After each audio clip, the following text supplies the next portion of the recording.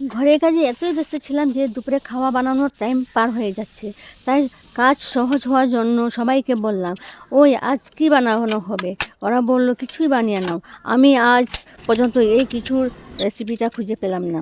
আচ্ছা, ঘরে তরমুজ ছিল, তরমুজ সেটা বাচ্চারা খেতে খুব ভালোবাসে। তারা লাল অংশ খেয়ে সাদা অংশ ফেলে দেয়, সেই সাদা অংশ দিয়েই কিছু একটা বানায়। প্রথমে তরমুজের লাল অংশ কেটে সরিয়ে সাদা অংশকে আর আলুকে কিউব কিউব করে কেটে নিলাম।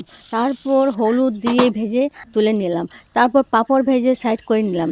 তারপর মিক্সিতে টমেটো, লঙ্কা, আদা, চিনেবাদাম একটু জল দিয়ে পেস্ট করে নিলাম।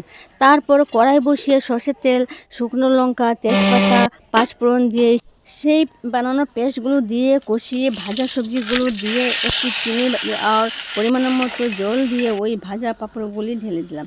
একটু নাড়িয়ে ছাড়িয়ে তুলে নিলাম। বলো তো এই রেসিপিটা কী হতে পারে? আমার বাচ্চাগুলোকে এইভাবেই রান্না করে দিই, কিন্তু ওরা খেয়ে নেয়, কিন্তু বুঝতেই পারে না যে কী বানিয়েছি। এই যদি ভিডিওটি ভালো লাগে, লাইক, কমেন্ট, শেয়ার করবেন।